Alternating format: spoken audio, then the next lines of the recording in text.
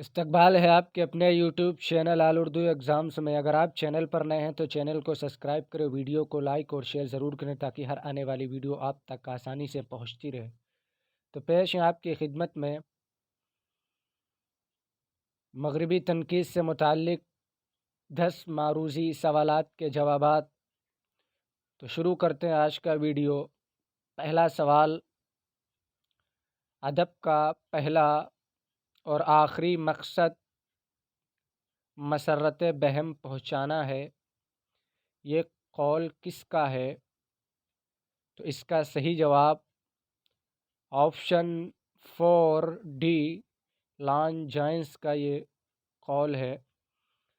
سوال نمبر 2، فن برائے فن اور ادب برائے ادب کا قائل، یہاں قائل ہوگا، قائل کون ہے؟ تو اس کا صحیح جواب آپشن اے پہلا والٹر پیٹر۔ سوال نمبر 3، 20ویں صدی میں عملی تنقید کو ایک نئے طریقہ کار کے طور پر کس نے پیش کیا؟ تو اس کا صحیح جواب آپشن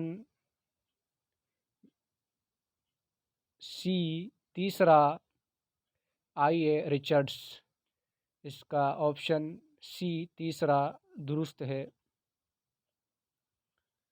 سوال نمبر 4، الوہیت کا نظریہ کس نے پیش کیا؟ تو اس کا صحیح جواب آپشن ڈی چوتھا لان جائنس۔ سوال نمبر 5، والٹر پیٹر کا تعلق کس دبستان سے تھا؟ تو اس کا صحیح جواب آپشن بی دوسرا تاثراتی دبستان سے۔ سوال نمبر 6، کس کی تنقید نگاری سے تنقید میں نفسیاتی اسکول کا آغاز ہوتا ہے؟ تو اس کا صحیح جواب آپشن اے پہلا ریچرڈس۔ سوال نمبر 7، لان جائنس کے مطابق الوہیت تک پہنچنے کے لیے کتنی صفات ضروری ہیں؟ تو اس کا صحیح جواب آپشن اے پہلا 5 صفات کا ہونا ضروری ہے۔ آپشن اے اس کا درست جواب ہے۔